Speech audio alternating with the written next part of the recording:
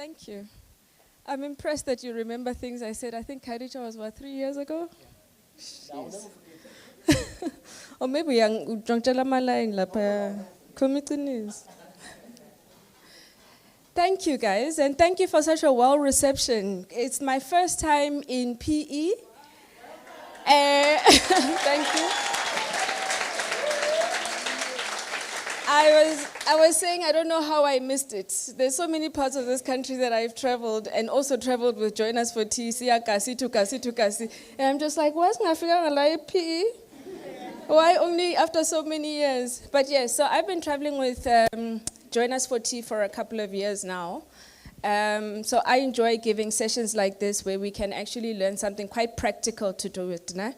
So because we're doing a session later where we're going to talk about your business model, I think it makes sense for us to start now, where I show you how to do this business model, write the notes, and as the speakers come in, you are filling in the gaps in your business model, so that later you have the confidence to present it very comfortably. And after this session, you're very well confident to actually go execute it, especially if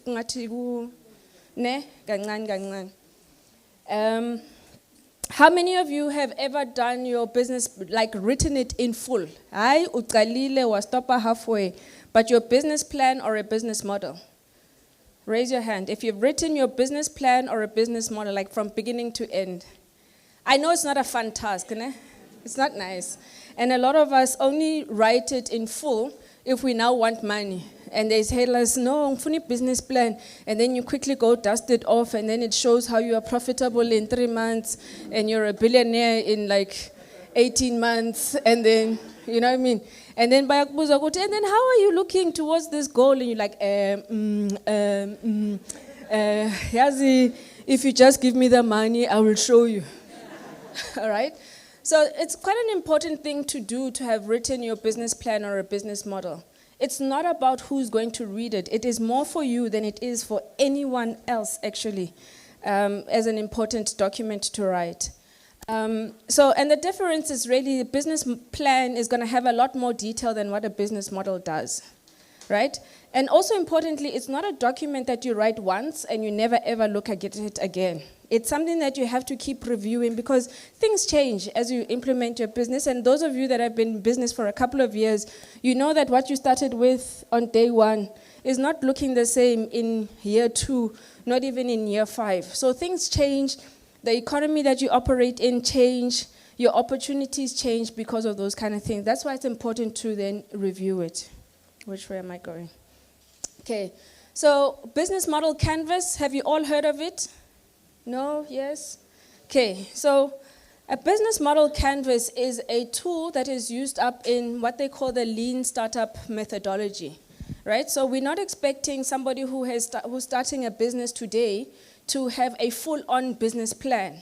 But if you use the business model, you're putting your idea onto paper and saying, this is who I'm going to serve, this is how I'm going to serve these people, this is how I'm going to reach them. It is a very simple tool. You'll see as I talk you through it, it's got 9 building blocks. But what you want to do out of this is be able to identify where the gaps in your thinking of your idea, right? So I've got this idea, I want to put it out into market, but keshota more, and then you're going to figure out where to then close those gaps. Because if you know what's missing, you know what to go out there looking for. But also it helps you to communicate to people, what is this business that you've started? So whether I'm speaking to a customer, when I'm speaking to a potential investor, if I refer back to my business model, it gives me the storyline about what is this business that I'm going to do. And you'll see what I'm talking about as we go through it, right? I also encourage people, especially if you're going to be recruiting people, to also speak about your business model to the team that you're bringing on board. You'll start seeing that people the more they understand your business better, the easier it is for them to invest in it, either as a customer or somebody that is coming to work for you, because now I know what we're doing. You're not just hiring me to just answer the phone, but I actually know what the long-term goal for the business is as well. So these are the 9, this is what a business model canvas looks like. If you ever get a template, it will look similar to this, but most importantly, it will have these 9 blocks to it, right? On the one side of the block, is what we call the market, right? So those sets that are highlighted in red, that is the market side of it. And then the other side of it looks as the business as a whole. So one side you've got a market. This is where you're speaking to your customers. Who are your customers? Where are they from? What do they like? And whatever else. But then the other side, you're then looking at, how do I execute this as a business? How do I then run it? So step one, we're going to look at some of those blocks. Remember I said I'm going to give you the tools. We're going to go through all 9 blocks, so don't fear. Now the first ones, we're looking at creating value. If you create value, your customers will come. If you're not creating value, your customers won't exist. People don't just want to spend money. They want value for money, right? So how you create value is you look at what you'll see. This picture then on one side looks at the value map, on the other side it looks at the customer profile. When you look at customer profile, you're looking at the things that are pain points for a customer. When I go buy something, it's because I short something somewhere, or I want to feel a certain way after I've bought something, or I want something to be taken care of, and I'm just paying somebody to outsource that function, right? And then on the other side of it is, after I've paid this, I'm going to gain a certain value from all of this. So either the peace of mind because the job has been done by someone else, or I'm going to gain the confidence because you've done the job and it has fulfilled my aspirations. So people buy a product, a service that helps them solve a problem, gain value, or accomplish a task. So if you think about your business, are you helping people solve a problem? And what is that problem you're helping them to solve? Are you helping them gain value? Or are you helping them accomplish a task? So let me give you an example. If you run a hair salon, why do you think people go to the hair salon? To do hair, is that it? To look beautiful, to feel great, the confidence. So you see, it's not just about doing hair, because then it means that I can go to any salon to go do hair. But the reason you go to a specific hair salon is because you want a specific outcome. There's hygienic. They're going to teach me about growing my hair. They're going to make me look beautiful. They're going to give me confidence as well, right? For me, even more so, they must buy me time. And what I mean by that is, even though I can do my own hair, I don't have the time to do my own hair. So I go there with my laptop while they're doing my hair. I'm killing 2 birds with 1 stone. So they buy me time over and above all the other things that you've listed. And I'm mentioning this to you so that you think beyond the stuff that is very obvious. Think beyond the stuff that is obvious. I go to a shop. Yes, I'm going to buy bread, but why am I going to buy bread? This is nourishment. This is sustenance for me, right? So that bread also needs to be a bit more nutritious. It can't just be just bread. So think about the product and the service that you're offering beyond what is obvious to you. What does it make people aspire to be? How does it make them feel after they have bought this thing? Because that's what we are buying at the end of the day. And when I recommend you to that place to go do your hair at a particular hair salon, I'm not saying go there because they do hair. That's kind of obvious. I'm saying they go there, yes, but clean. Yes, that lady, she does the hairstyles that are very unusual and stuff like that. So you're going to be unique. So you're not just going to be beautiful, but you're going to be uniquely beautiful as well. You're going to have the confidence to be out on the streets, right? So that's what the recommendation would then be. I'm not going to go say, just go there to do your hair. That's the conversation you want people to have when they're talking about your business. So you want to use all of that information to then communicate that value to your customers. So when you know this is what they're buying, this is what they're coming for, this is what you use for your marketing. So don't just come to Jabu's hair salon. Come get confidence at our hair salon. Come stand out from the audience and look super beautiful just by coming to our hair salon. We're a very hygienic hair salon as well. And we also teach people how to grow their hair by giving them these customized products that are specific for your hair needs. Right? So you use that information in the in your communication. And you'll see this is pretty much how you communicate when you're communicating to your customers. When investors are trying to listen to you and find out what are you doing, this is what they want to hear. They want to hear the value you're creating to your customers and why is it worth investing in you. So, back to the business model canvas. So I've highlighted those 3 parts there that say value proposition, customer relationships, and customer segments. Once I know who the customer is and why they are buying from me, I can then figure out how to maintain that relationship. Right? So if you're not doing anything to communicate the value that you're doing, your customers, they're going to come and then go away. They'll come and they'll go away. But they're not doing the referrals. If you've created true value for them, they will come, go away, but they will also go away and talk about you to then give the referrals to come to you.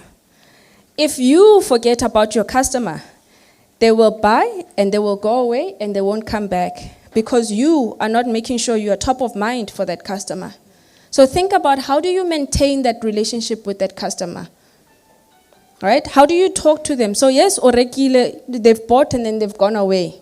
But you want to know what was the decision making that led them to coming to you in particular. What influenced their decision making? Is it price? Were you priced correctly? Were they attracted to maybe an ad that they saw somewhere, and why did that ad speak to them? So the more you start knowing about them and understanding what is going through their minds before they even came to buy to you, then it's easier for you to use that information to go find more people like that. Right? So if, in other words, I'm going to stick to the hair salon example.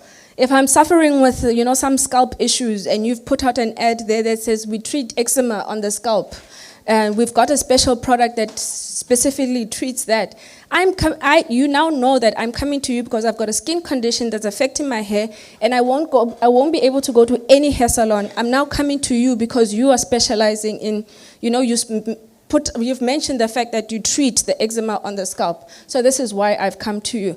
But now when I leave, I'm also going to tell other people, that one over there solves the eczema on the scalp, right? But you wouldn't know that unless you've actually asked me the question, so what attracted you to the store? Then the other thing to think next after that is those customers that you're speaking to, what channels do you use to get to them? Right? So do you use a pop-up shop? Do you have a physical store? Do you sell online? Do you partner with other people to come to have an event like this? And this is where you're going to have your access to your customers. Do you write books and you're accessing them by selling your book? Right? So what channels are you using to engage with your customer? Is it just social media? Is it a website? And what kind of customer, also note where you listing your channels, also note what kind of customer it's then bringing to you. Some engagements, like here, we're information sharing, right? So you're going to walk away, you're going to gain value from the information that is shared here, and then you walk away from it. But when you come back the next time, you now know better because maybe this is your first tea event and you're just like, I'm not sure what's happening. But next time you're just like, I know there's a lot of entrepreneurs there. Now I'm going with a game plan. I'm going there to network. And I'm going to purposefully network. I'm going to find out what other people are doing and how it is I can collaborate with them going forward. So note what it is, or how it is that each customer is engaging with the channels that you using to actually attract them. Then the next block looks at your revenue streams. So say that, again, sticking to my hair salon business. So if I've got the hair salon and I am writing blogs about hair care, I'm obviously just sharing information there. I'm not, maybe I'm not selling that particular information, right? It's free information. But I then run workshops where I train other hairdressers how to do hair. Either maybe let's say how to plait. That's a revenue stream because then I can charge those people to come and learn how to do hair. I can then show maybe mothers that don't know how to plait the young children's hair, and I can have a workshop for them to just say, yes, Benny and Betty, very quickly, just for school, this is how you do it. That could be a separate revenue stream. I could sell products. That could be a revenue stream. So beyond just the hair, doing the hair, and when you're doing the hair, you're taking note of other revenue streams that you're bringing into the business. That is all income. I know we want to count the money and ingenile, who cares? But you want to start noting these things, because as the business grows, there comes a point where you just say, some of these services, do I need them? They're not selling, so do I need them? No, let me cancel them. Are they still relevant to my market? No, let me cancel them. But then there could also be new things that start coming up, and then you want to track it.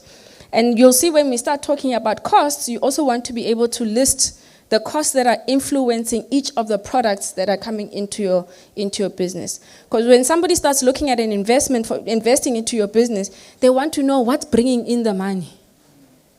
Now, it's not just, it's a hair salon in a mall. It's the products that you're selling to other people. It's the other services that you're also then selling to people. So that's the market side of things. Now we move to the business side of things, right? So the first part, we looked at purely what the customer is, how do I reach that customer, and how do I make money from that customer. The other side of it is the business things. So I'm going to just go back one. You'll see on the business side of things, it looks at the key partnerships, your activities, as well as the resources that you have for the business. So you want to note, what are the key activities that you're doing in your business that create value for your customers? What are the key activities that you're doing in the business that create value for the customers? So that's different from saying, I've got a receptionist. That's not a key activity that's creating value for the customer. But a key activity would be actually doing the hair, doing the plaiting, doing the marketing. That is what's reaching out to the customers and creating value to the customers. Then you want to list the resources that you have for your business. And also take note of resources that you don't have. And I know cash becomes a big one in big circle and whatever.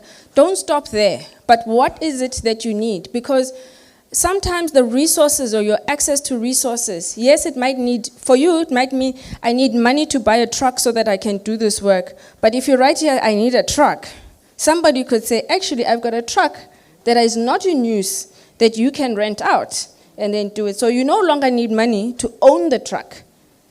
It's a different amount than having to rent the truck, right? So that's why you also list the resources that you need as well. Then also list the partnerships you have. And partnerships is everything from even leveraging your own customer as a partner, right? So you see loyalty programs, refer some people to me, come back here 10 times. Those are kind of you fostering a partnership with your customer base. Your suppliers as well. Because if your supplier is not available or they go down, your business is also at risk of going down. Especially if you only have like a one-of-a-kind supplier that you have found there. So list them. So if you make sure that you guys are working together and collaborating, then it is easier to then take your business forward. Look at potential investors as well as your partners. So not just give me the money and let me walk away with the money, but give me the money and let us pair. So as an example, we've got here, Play Your Part with Join Us for Tea. Join Us for Tea has got a huge community of entrepreneurs. They know how to literally plug and play an event like this just about anywhere, right? Play Your Part might not have this audience, but they have the resources to say, hey, we've got a problem here. We need to make sure that SMEs actually grow so that they can create jobs, so that we actually have a mandate as Play Your Part, and we can promote South Africa. Join Us for Tea, can we partner so that we can do these events, so that we can reach out to those entrepreneurs, and then we can invest in them, and then move away, right? Play Your Part doesn't have to go looking around for entrepreneurs. They don't have to try and put together this event or anything like that, but they can come in and partner with somebody who's got those types of audiences. You get it? So think about those kind of people, and Again, in those partnerships, think about the value you are creating for those partnerships. What problem are you solving for them? What task are you doing for them? Where are they gaining value? Oftentimes we look at partnerships and we're just looking at how they will give us money. But the question should also be, how can they give me access to some sort of market? How they can give me access to other types of resources?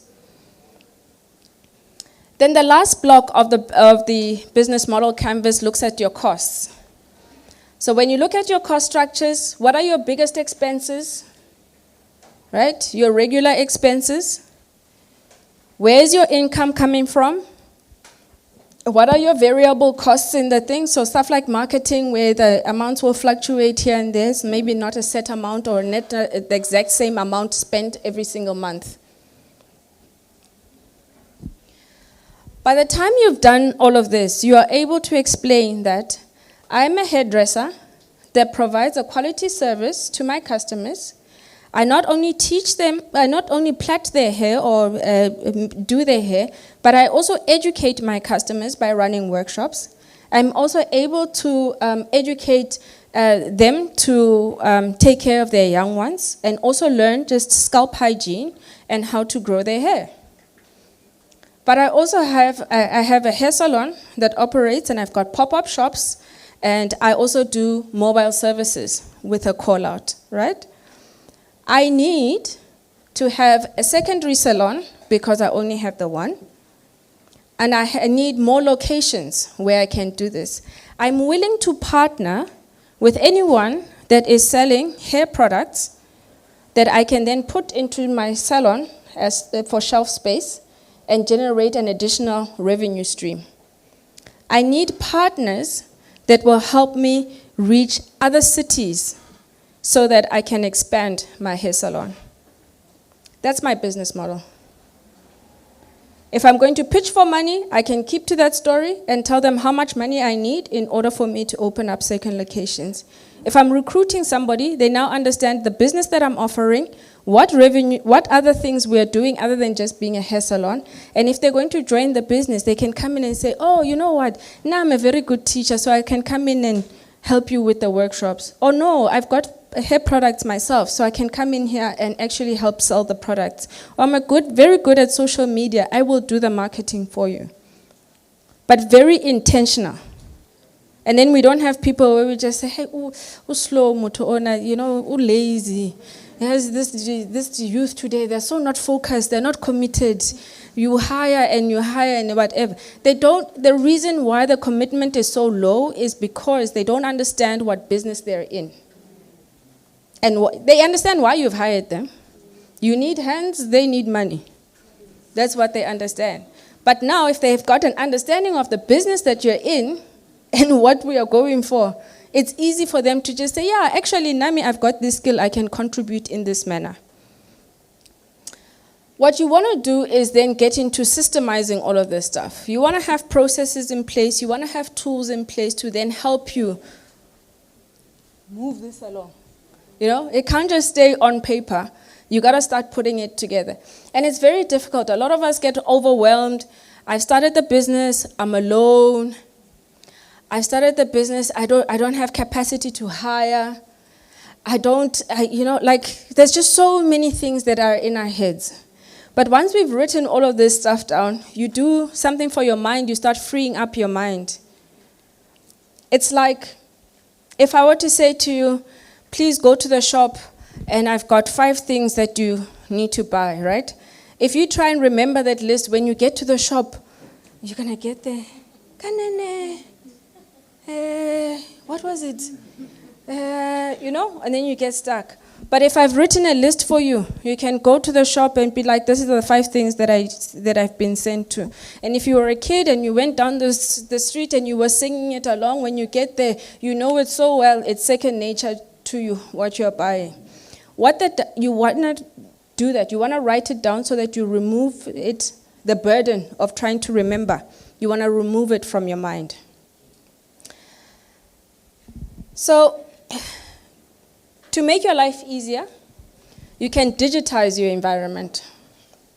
So using all of these apps and all of this software to do this, because I can guarantee you a lot of us have got our customers that have bought from us. We've got their WhatsApp numbers. We've got their order somewhere on WhatsApp, and that's where it ended. And if I ask you, when was the last time so-and-so bought? It's going to be like, wait, let me check my phone. Ne? You can't pick up that information. So when you digitize your environment, what you're doing is that you're making things a lot more efficient for yourself. You're allowing yourself to collect data about your customers. You're allowing yourself to collect data about how you run your business. You're allowing yourself to collect data about how much money is coming in and out of your business so that you can start seeing trends. And all of this allows you to plan better. Now you can look at it and say, oh, okay, so I still remember even in my first year, I was so depressed even when this happened. Things were going great. And then come November, December, like proper darkness, She's shaking. It was proper darkness. Né? And that darkness happened because I didn't anticipate that come November, December, entrepreneurs don't care about their businesses. Do you know that? You guys are already looking at December holidays, like it was darkness, like I wonder when load shedding happens, that unexpected, it really felt like that. And I didn't know now what next. I'm just like, but entrepreneurs should be focused on their businesses 24/7 throughout the year and whatever. But now, I'm now looking, I'm just like, no, but something is wrong. And it was November, December, January. Come February, after you've taken your kids to school and whatever, now you are worried about where the money is going to come from.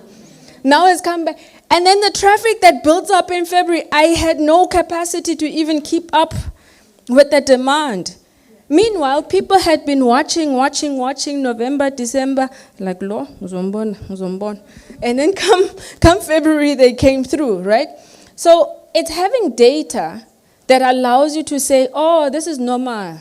This is a trend. And now, December, guys, you go this way, I'm going this way. And I'm not worried about it because I now know it's normal. It's normal. Entrepreneurs they're just not going to focus on it. I can't make them focus on it, right? So that's what data allows you to do. It then allows you to say, oh, these ones are the ones that will come to me at this time, these ones and these ones and these ones. Now there's a lot of data, there's a lot of stuff I can tell you because I've watched the patterns happen, because I now know, oh, this is the kind of entrepreneur. Even when I speak to somebody who says, I need your services, there's 3-4 questions I'm going to ask you, and I know when I come to a workshop, let me do the systems for you. Very quickly. Why? It's because I've collected the data and I've watched how people respond to the marketing that is put out there. I've watched them respond to the service, and I now understand what value they want. Some people want information and they want to go do it themselves. That's why I say go to a workshop. Some people actually have got the budget set aside to say, come do it for me. I don't even want to know how it happens. Right? So what do you want to digitize? You want to digitize your customer relationships. So remember when we were talking about the value proposition, your customer relationships and the segmentation, you want to customize that part, digitize that part. You want to collect that information. And some of the information you'll collect is just because somebody asked how much. They didn't buy yet, but they asked how much. And you collect that information, it's a lead.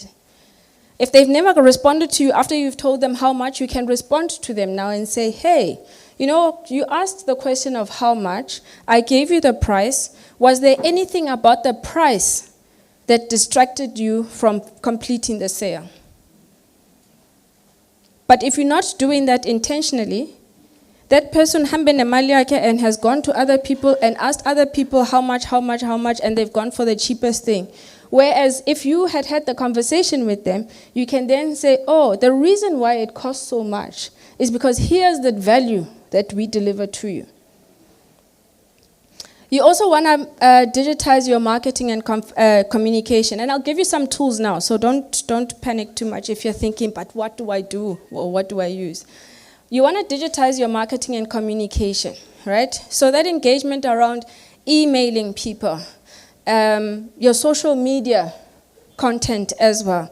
What happens after a person has bought? Do you just give them the invoice, they pay the invoice, and then they disappear?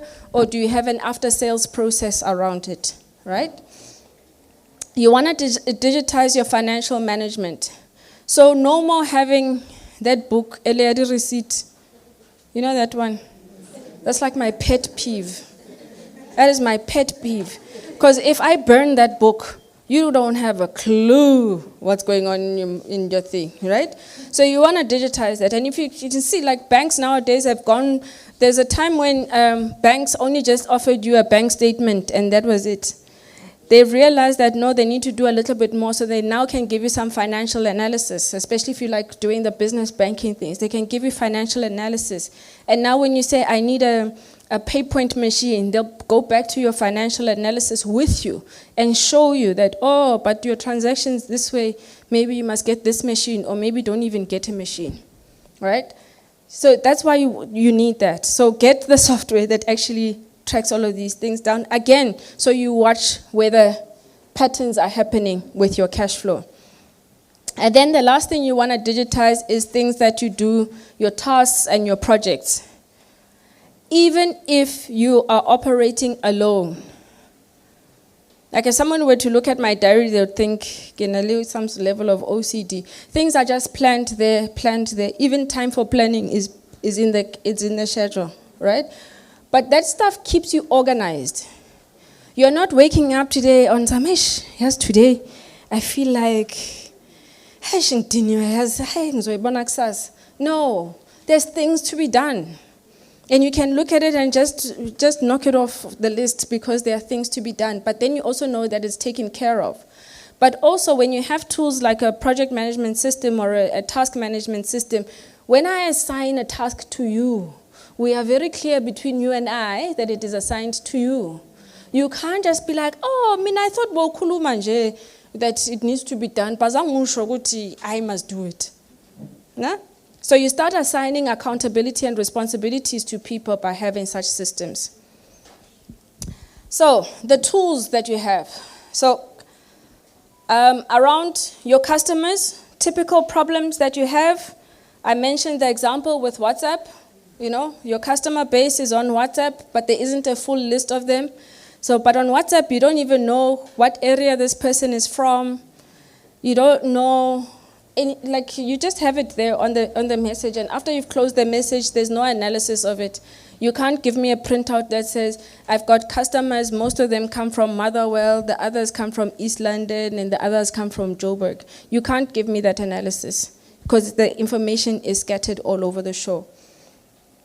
You have no clue who's bringing you the most kind of revenue. And when I say who, it's not an individual, but what type of customer is bringing you the most type of revenue, especially if you've got multiple segments. So if you've got corporate clients and if you've got maybe single mothers as a one category of customers, maybe you've got single fathers as another category of customers. You can't look at that if you've just got all the information only on WhatsApp. So you need to create you need a tool that will give you a database of your customers or a database of anyone who's actually reached out to you to say, can I, or is this service right for me? Some tools you can use. There's one I like a lot is HubSpot, right? HubSpot also gives you a lot of tools because you can connect it to your social media, you can connect it to your website. It will also tell you things like the people that are seeing your social media pages or your website, where are they based, where are they from? So that's what it also then connects to. Trello, Asana, and there's one called ClickUp. Those are mostly project management tools, but you can create a customer list on those tools as well. And you can manage the steps into fulfilling. So if you've got, say for argument's sake, something like a manufacturing type of business. So say you make dresses. You can then put the customer is there, and you can say week 1, we've done the design. Week 2, we are going into making the dress. Week 3, we are going into delivering the dress. So you can then manage your process from there, right? And what's important with the processes is that you must then say, this is how I work. This is how I, as a business, am delivering this particular product or service to my customers. So it's not the system that's going to dictate to you how you work, but you must dictate to it how you work and set it up and then learn from it that, oh, okay, if I did this part and I automated this part and connected it to the next part, then it would be a seamless process. Some of the benefits of this, you won't lose any leads. So even, like I said, even the person that's asking you how much, you now have them on record because they've come through your CRM system like a HubSpot. And now you can go back. You know when it's dark and you're just like, Marimali zopumapi. You go back to those people that asked how much. You go back to those leads and be just like, hey, you asked the question, but you never completed the sale. May I find out why you didn't complete the sale? And the person is just like, you know, at the time I didn't have money or whatever. Oh, guess what? We've got flexible payment options. You can actually do your deposit now, and then you can just pay it off, and then, you know, come. And just by the way, the moment I did that, it increased sales by 30%, almost instantly. Why? Because people are saying, no, this price was too much at the time that I saw it. But you give them like a 3-month payment plan. When they finish paying, almost like lay-by. You know, when the person is finished paying off, then they get cash in on the service. It means also if I change my price, their price won't change because they're locked in on that certain amount. You also have more ability to look at your customer segments and see what it is they're attracted to in terms of the products and services that you're buying. If you don't have that data and you're trying to keep that data in your head, you will limit yourself to the number of customers because you're going to get overwhelmed. I always say, imagine the day you've got 1,000 customers. Where would this information sit? Right? But most of us, if you don't have those systems in place or you don't have the tools to do this, the day the 1,000 customers come, in fact, you won't even get to 1,000 customers because you're going to get overwhelmed. You're just going to just sit. And the thought of even potentially having that many customers doesn't even come to you. Because you're already saying, I don't have capacity, I don't have capacity. But here, you can have the capacity and then you can plan better for those customers. When it comes to marketing, common problems. We've got a social media account over there, you've got email over there, you've got WhatsApp happening over there, and you're marketing through all of these channels. And what you say on WhatsApp will be different from what you say on social media, will be different from what you say on email. And then that day you post your social media post and you're like, yo, I forgot to add the hashtags. Yeah? Yo, I forgot to add the picture. Forgot to add my logo. And then on WhatsApp, oh, I forgot to send the catalog. I forgot to whatever. So when you have tools for this, you can keep the stuff consistent, right? You can say that I want to send out marketing material specifically about my event. I want to include these particular hashtags. In that post, I also want to have my logo showing there. I want to have the date and whatever. You can plan it, and then you can decide, okay, this message must also go on WhatsApp, on social media, and on email. And if you have a tool for it, you literally can do it on one platform and send it to all of those mediums. And instead of having to now sit on your phone and open Facebook and open Twitter and open Instagram and then open WhatsApp and then open the next thing. So some tools you can use here. You can use MailChimp. You can use Canva to do stuff like your presentations or your picture designs. And a lot of these tools, what's nice about them is that they also have AI put into it. So now you don't have to go looking for the image. You can also upload your own images and say, you know, improve the quality of this image and add it to this post. And it's done for you there, right? Hootsuite is a very good one for publishing on multiple platforms. So you can connect multiple social media accounts and your emails and your WhatsApp. I don't know if they've advanced their WhatsApp yet, but they were doing some modifications for WhatsApp for business so that you can include catalogs and the quoting system onto it. But stuff here, you can schedule it. On a Monday, you can schedule for the month, and then you know that your marketing for the month is handled. You are only dealing with the comments that come in or the requests that come in from that. If you're putting out any marketing messages, please direct the customer to buy. Ne? Doesn't always have to be blunt, but call us for more information. But click here to buy now. Like, direct me. Don't just be telling me we are here. So what? Right? Direct me to all of this thing. If you're intentionally just doing stuff to educate your audience, then that is it. You're just saying it to educate your audience. Ask us for more information on how you can do this because we are the specialists in this thing. You want them to engage with you when you're doing all of this stuff. What you're aiming for here is just consistency, messages that are going out on the regular. So if you've got Wishful Wednesdays where you've got a promotion that is happening, you've used something like Hootsuite to schedule it to say every single Wednesday, this is the message that is coming out. But it's all pre-scheduled. You're not thinking every morning, what do I post today? You know that feeling, right? What am I posting today? Hey, today I don't have anything to post. Hey, let me look at my old pictures. Maybe I will find something. And you're eliminating all of that stuff. You have done it on the day when you've got, remember on your calendar, you have block time to do marketing.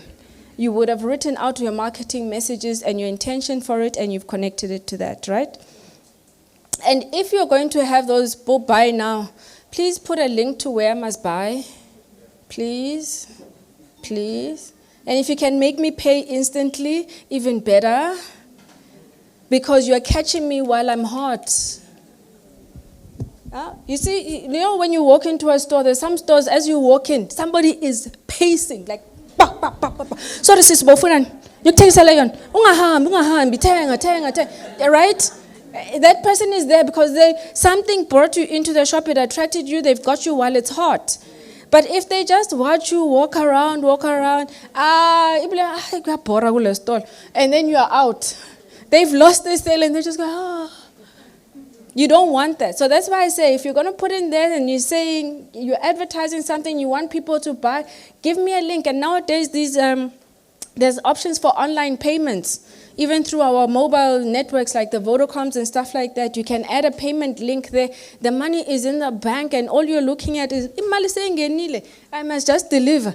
That is the problem you want as an entrepreneur, right? Not to be trying to chase the sales, but you want to be able to say, let me just go drop it off. When it comes to tracking your sales and your finances, the paper invoices, the headache, you can't track it. You can't tell me what your cash flow looks like. Here you are asking me for an investment, and I ask you, what has your cash flow looked like for the past 3 years? Can you go get? No?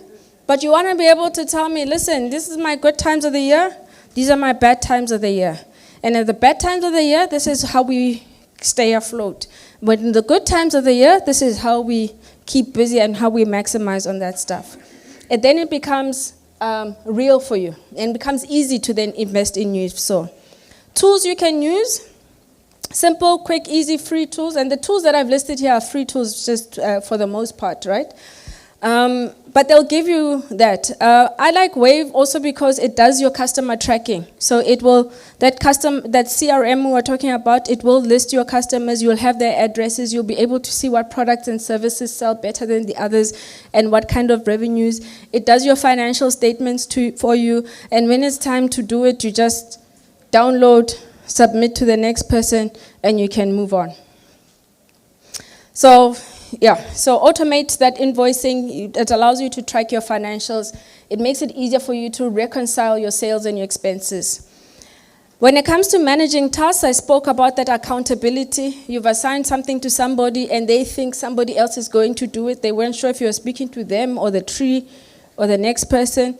So you want to be able to use these tools to actually assign work to somebody, and you can give specifics of, I've assigned this task to you, and then in the description of that, you can write exactly what you expect as a deliverable, as an outcome out of this thing. If the person that you've assigned the job to doesn't understand what it is, they can ask you the question and you can chat from there. A list of tools here. My favorite is Slack. Because it just makes it easier. It's almost like WhatsApp, right? It's almost like having WhatsApp for business, but it's more of a team type of conversation that you're having in there. And you can create what they call channels for specific topics that you want to break down. So if we only want to talk about marketing, we can create a chat group for marketing and only speak about marketing in there on Slack, right? But then if somebody leaves the business, akahambi ne phone number yakhe nama details, the conversation is still there and you can track it from there. So it makes it easier for you to collaborate. It makes it easier for you to communicate with your team. Now you may be sitting, so where do I start with all of this information, because it becomes a lot. Where do I start with actually putting the right tools into my system, into my business, right? Whatever is your biggest pain point, start there. Right? So if your biggest worry is, I've got a hold of all of these customers, but I don't have a system to collect or collate information about my customers, put in the CRM tools first. If marketing is your biggest headache on a day-to-day basis, put in the marketing tools first. If it's about tracking your financials, start there. It's important to start with one tool, implement it, get it working, and then move on to the next tool. Don't make the mistake of trying to put in all of these tools all at the same time. It becomes overwhelming, especially if you're working alone. It becomes overwhelming. But if you've got a team, and you've got a team at least more than 4, then you can assign Wena, work on the marketing tool, Wena, work on the financials, Wena, work on the customer base, Wena, work on the marketing, the project management tools, right? So you can then start dividing up the labor. Everything that you're going to use, you might find a tool, start to use it, not like it, dump it, find another tool, right? It's that simple. It's that simple. Find another tool, make sure it works for your environment, make sure that your team and yourself understand how it is working, and understand what else you can do with that tool. On the one side of this page, there is a list of AI tools. Right, so a lot of these artificial intelligence tools like ChatGPT, it takes you instructing it to say, create a list of XYZ in order for you to give it to you this way. But if you are not clear about your processes, these AI tools is literally garbage in, garbage out. So you put gibberish in, it will give you gibberish out, right? So write down what your process is, how do you want it, and what it is that you want to achieve after you've done this process. When you educate people that come into your business, it will be the same thing. This is what we want to achieve as a business, this is how we do it, and this is the outcome that we get at the end of it. Are we happiness? Yes. But I must drop my... Okay, thank you guys.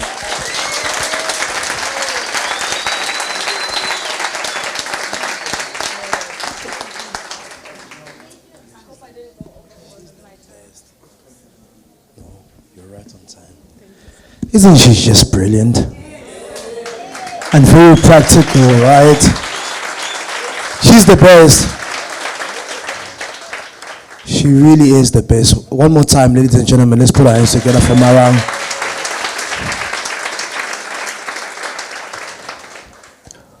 It's the enterprise development training. And what she shared was very practical. Because motivation,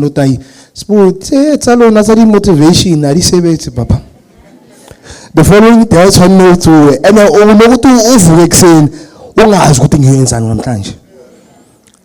But to phone mali, then I eating bone and phone long, phone nalo, ngizobona ukuthi ngenza kanjani.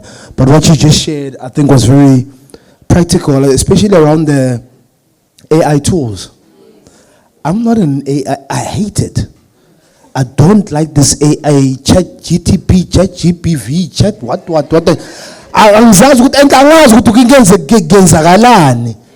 But what you just shared around the business model is very important, very critical. And I was sitting at the back, Marang. People are writing. Thank you so much. We appreciate you. You're really doing incredible work. Please, one more time, ladies and gentlemen, round of applause. Thank you, Marang.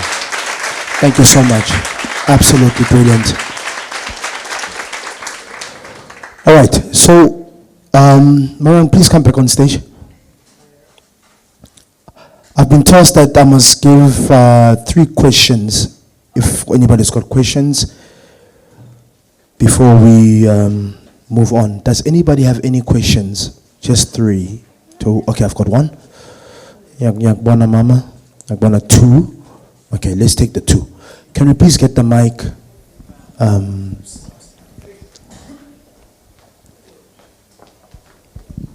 Because when you're working in the community, once there's a community and you're playing your part in it. So we must continue to play our part. But it must be practical. Marang, I feel motivation. I turn in a way, turn the motivation. I can get no motivation. Yes, you can do it. I'm assisting me. You can do it. I'm using it. All right. So we'll take the 2 questions, 2 and then we'll move on. See some hello pagamene.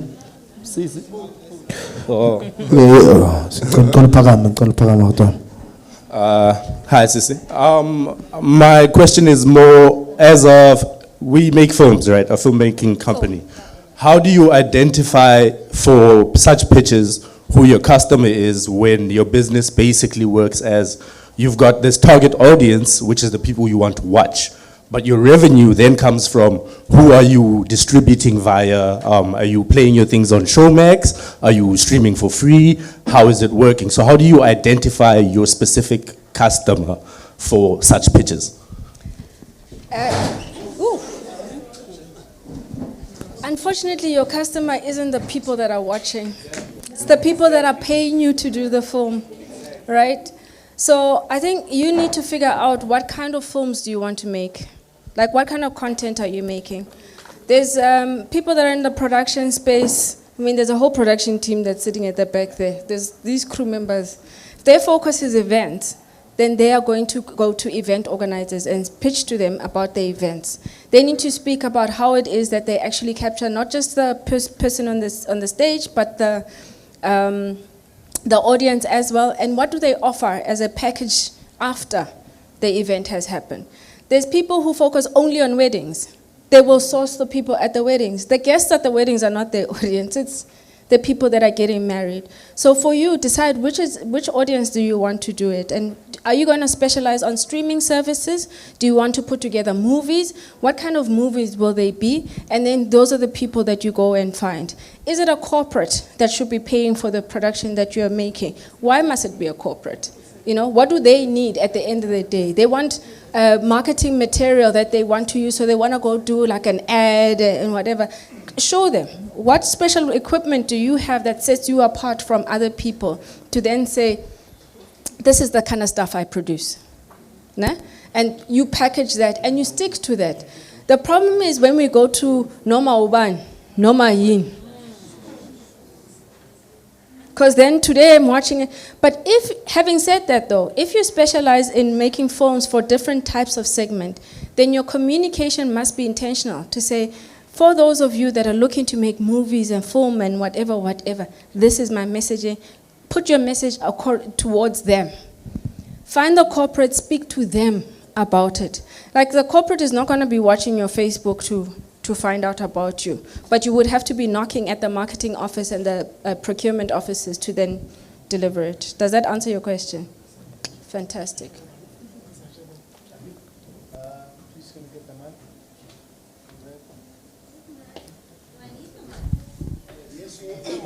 Everybody needs a mic.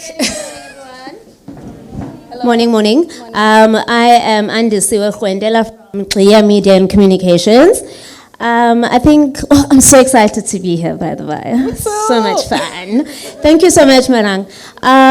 So for me, in the services industry, it's slightly a bit difficult when people don't see a tangible product right in front of them.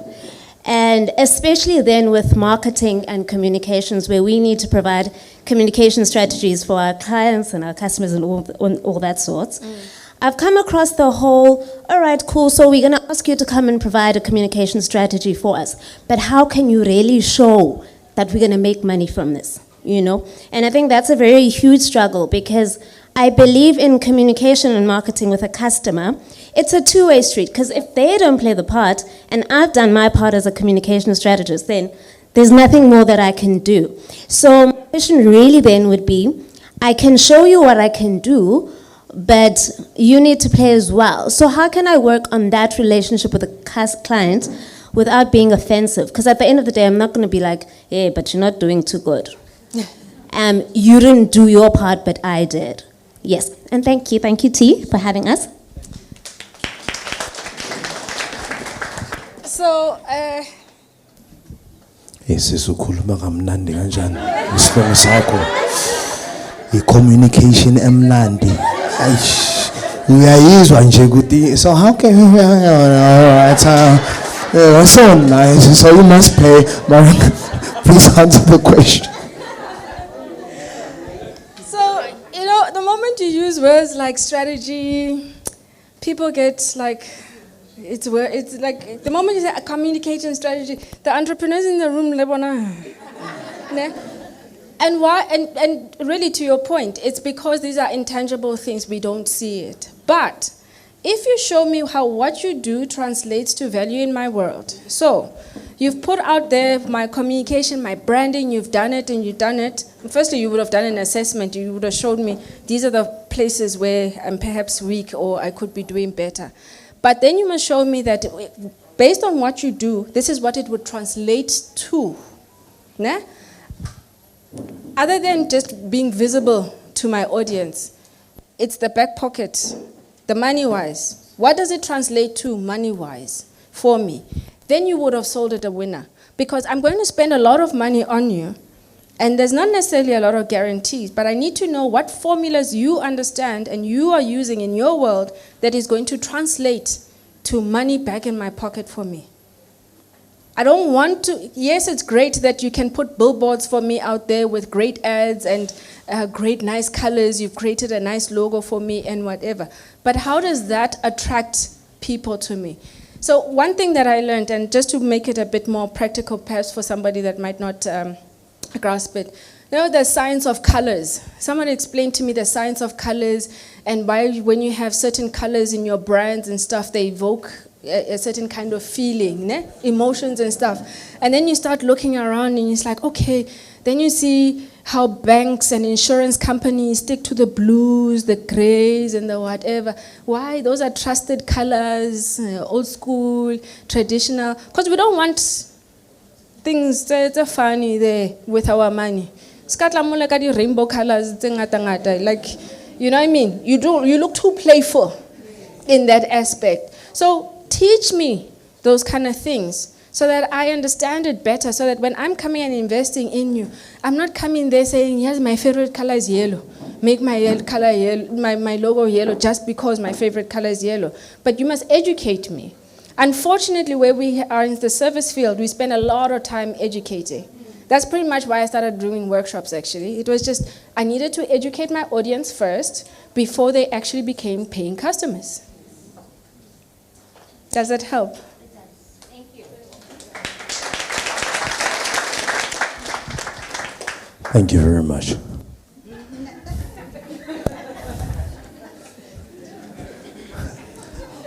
Because of how she speaks to put on a very Yeah, ungifake under pressure yabona manje. But it's a really good question that you've asked, especially around service. We're still struggling. So how do you price? Because you can't see a product, but it's a service. Maybe our shows. How do you price? And I really hope that with Play Your Part and PYP we can and do another workshop around, especially around pricing. Because then you are struggling. One day, when you charge 15 or 20 rand is all, I'm trying to charge a 15, 20. The next day you charge a 10. So how do you then price? And I hope that we can come back. We're going to take the last question, Marang, the gentleman that's dressed. Sawona Sbu. Njani? Saphila kunjani mfethu? Okay, English yakho ayikho sharp. Ngokukhuluma sharp akunankinga. Yeah, awunankinga. Ungakhuluma akunankinga. Yeah, sure. Yeah. No, yakho alright, yeah, sharp. Yeah. Hayi buza umbuzo, ngicela ubuza umbuzo and then we can play your parties next year.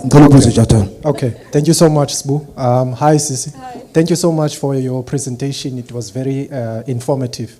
I have just only 2 questions. The first question is, how important is e-partnerships when we are working in these ventures of ours? And then the second question is, how do we engage other partners? What is the best way to engage as partners, AZ? It can be either corporate or government. Thank you so much. Okay.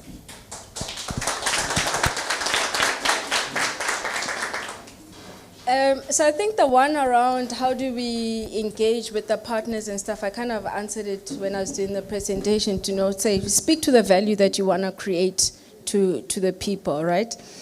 So something that we undermine a lot is when we're in an environment like this, we think because we are all in the same, I'm going to say same level in the sense that we're all startup businesses and whatever, we undermine the value of the people that are actually in the room. I've had the benefit of being in programs, and with the people in the program, because they understood my business and I understood theirs, I treated them as my partners for it. Because each time we would walk around and somebody says, oh, I need somebody who does marketing and stuff like that, guess who I'm referring them to? The person that was in the program with me, right? Sometimes when somebody says, oh, I need somebody who does systems, who does that, they refer them to me. But when we understand each other's work and services, then it's easier for us to promote each other and work each other in terms of that kind of partnership. What am I going to give to you? What are you going to gain from me? And sometimes I don't have necessarily something to give in terms of a service that you can do, and I need you to do it. But I have a network of people out there that I can refer you to, right? Then you start seeing it that way. If we're getting stuck on what do you give me, what do I take, and it starts falling apart. If you're not going to give value in a partnership, or you're struggling to communicate your value in a partnership, it will be difficult to then secure that partnership. It's like, the simplest analogy is like Maushela. It's very clear-cut. You know what I mean? It's very clear-cut. We are Shela because you think you're the guy for me. You think you're the guy for me, and you're going to keep pitching and saying, this is why I'm the guy for you. Up until I see that, it's not going to happen. Nothing's going to happen, right? But when I start seeing, oh, okay, at least he's caring, at least he's kind, and at least those are the values that I want in my situation. Therefore, then you start becoming the guy for me. Right? So partnerships really work like that, whether it is government or corporate or anything like that. We mustn't be the ones, we tend to be the ones that get to a corporate or to a government institution and say, they must give me something. Come partner, I will solve the problem for you, just trust me. But we're not actually equating that into true value. So I can save you on your tax rebates by partnering with me here. I can actually put you in touch with a certain type of community that you're not delivering services to, and then you can address their needs, and then we can close the gap for you there. So tell me what the value is, as opposed to just expecting for me to just partner with you. Very powerful. Thank you so much.